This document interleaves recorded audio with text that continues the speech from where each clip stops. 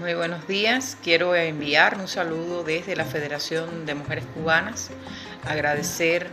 al Movimiento Colombiano de Solidaridad con Cuba por la organización de este encuentro y muy especialmente a la compañera Marta Gladys Arenas por habernos contactado y por las muestras de cariño y solidaridad que durante todos estos años han tenido con nuestro país. Especialmente quiero agradecer las muestras de cariño y solidaridad que hemos recibido por los sucesos ocurridos durante estos días en la provincia de Matanzas, que ha ocasionado la pérdida de valiosas vidas humanas. Hemos recibido muchas muestras de cariño de muchos países del mundo, pero queremos agradecer especialmente al Movimiento Colombiano de Solidaridad por que a través de Marta Gladys nos los ha hecho llegar. La Federación de Mujeres Cubanas es una organización que agrupa más de 4.300.000 mujeres y es una organización que se organiza bajo el principio de voluntariedad. Para las mujeres cubanas, sortear los efectos de un bloqueo que tiene ya más de 60 años no ha sido nada fácil. No hay una cubana, no hay una familia en Cuba que no sufra los efectos del bloqueo económico, comercial y financiero que ha impuesto los Estados Unidos sobre nuestro país durante todos estos años. Sin lugar a dudas, el bloqueo se trata de un acto de guerra económica que a lo largo de más de 6 décadas ha adquirido efectos cada vez más notables en todas las esferas de la sociedad y que además ha alcanzado un impacto extraterritorial en prácticamente todos los rincones del planeta. El objetivo del gobierno de los Estados Unidos durante todos estos años no ha sido otro que el de derrotar la revolución cubana y querer imponer un régimen coherente con sus intereses imperiales. Las negativas consecuencias de esta política sobre las mujeres y los miembros de su familia han sido incalculables, porque han provocado afectaciones tanto en el ámbito laboral, en el ámbito doméstico, sin dejar de hablar de las afectaciones psicológicas que son derivadas de las propias carencias y limitaciones en las cuales sufrimos las mujeres y las familias en Cuba. Todas estas medidas coercitivas unilaterales que ha aplicado el gobierno de los Estados Unidos han obstaculizado los encuentros académicos y el reencuentro entre muchos de los familiares. Y es que el gobierno de los Estados Unidos ha implementado disposiciones restrictivas con relación al otorgamiento de visados para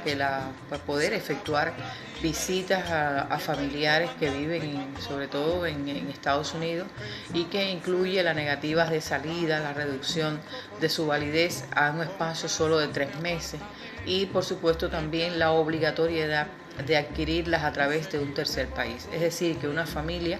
que quiera reencontrarse, que tenga interés de visitar los Estados Unidos para encontrarse con algunos de sus familiares, aun cuando tenemos la embajada de los Estados Unidos aquí en la capital de La Habana, aquí en La Habana, en la capital, estas personas para poder adquirir una visa tienen que trasladarse a un tercer país para comenzar y hacer los trámites consulares,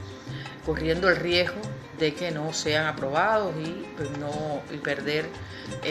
la posibilidad de hacerlo, además de los riesgos que implica esta situación. El bloqueo produce severas restricciones en la importación de alimentos con destino al consumo directo de las familias, también no solo a las familias, sino también a instituciones que son claves, como son las escuelas, los hospitales, los círculos infantiles, los hogares de ancianos, las casas para la atención a las personas adultas mayores, que se ven afectados de manera permanente. En algo que también influye el bloqueo es en la imposibilidad de la importación de medicamentos, de materiales y equipamientos médicos especializados que son requeridos en los hospitales, entre los que se sitúan los hospitales pediátricos y los hospitales infantiles. Las limitaciones existentes en la cobertura de anticoncepción de alta calidad para especificidades puntuales y en la importación de medicamentos y de equipamientos médicos especializados han estado severamente condicionadas por el bloqueo como consecuencia de las escasas opciones de acceso a fuentes de inversión y de recursos específicos para el país. Esta política agresiva y unilateral ha obstaculizado el abastecimiento de combustible a nuestro país desde diversos mercados mediante la aplicación de sanciones y amenazas a los buques, a las navieras y a las compañías de seguros de múltiples países que pretenden negociar con Cuba. Impide la importación de materias primas para las producciones textiles y otras destinadas al comercio, por lo que reducen en cantidad y en calidad los servicios públicos, los servicios de apoyo al hogar y a las familias trabajadoras, entre los que se sitúan los del cuidado del adulto mayor y los servicios como por ejemplo los lavatines y otros, así como en la adquisición de productos de higiene personal y colectiva. El recrudecimiento del bloqueo por parte del gobierno de los Estados Unidos no ha cesado ni ha disminuido en esta etapa crucial de enfrentamiento a la pandemia de la COVID-19. Ha sido cruel en este periodo el hecho de que hayan sido obstaculizados envíos a Cuba de mascarillas, kits de diagnóstico rápido, los ventiladores pulmonares para la asistencia respiratoria a los pacientes enfermos, la restricción para la entrada de medicamentos, de material sanitario, entre otros recursos imprescindibles, haciendo más compleja y más difícil la adquisición de estos insumos necesarios para poder sortear y enfrentar la crisis de la pandemia de la COVID-19. El imperialismo en su plan de aniquilar las conquistas del socialismo ha desencadenado junto a países aliados una infame campaña calumniosa contra la cooperación internacional que Cuba ofrece y que fundamentalmente en los servicios de la salud, para desacreditarla y privar al país de los legítimos ingresos que recibe por la exportación de estos servicios. Asimismo, ha desatado una guerra ideológica, ha desatado la subversión ideológica dirigida al pueblo cubano a través de ese funesto guión de las llamadas revoluciones de colores, o guerra no convencional basada fundamentalmente en la mentira, en las manipulaciones, con el objetivo de querer desestabilizar y llamar a la violencia, patrocinando a grupos contrarrevolucionarios e incitando al odio entre la población cubana. Y de igual manera lo hace de manera permanente a través de las diferentes plataformas de las redes sociales. Todas estas agresiones financiadas con millonarias cifras de dólares cada año no han podido mermar la resistencia y la creatividad del pueblo cubano, no han podido disminuir en ningún sentido el espíritu de unidad y de combate y de justicia social que han sido construidos por la revolución.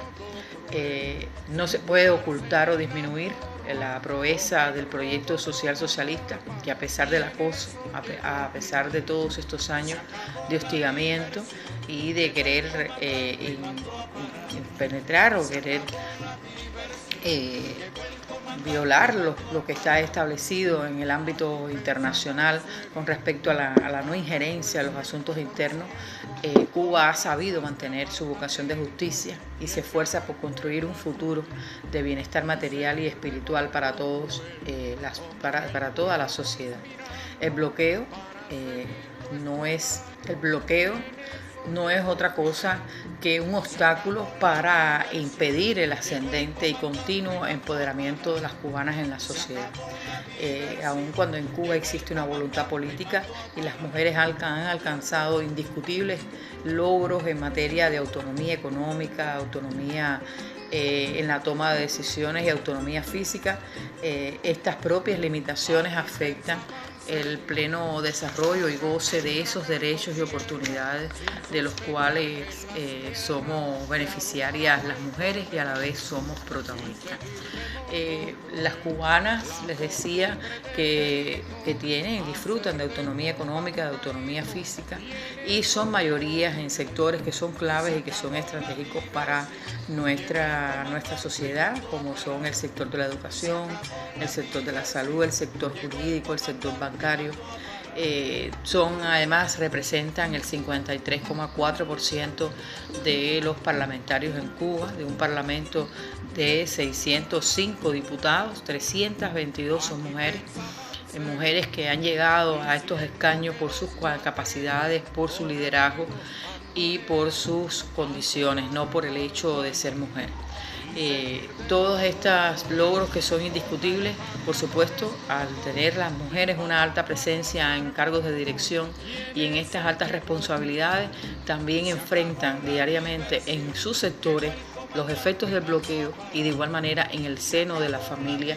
con todas las limitaciones económicas de las cuales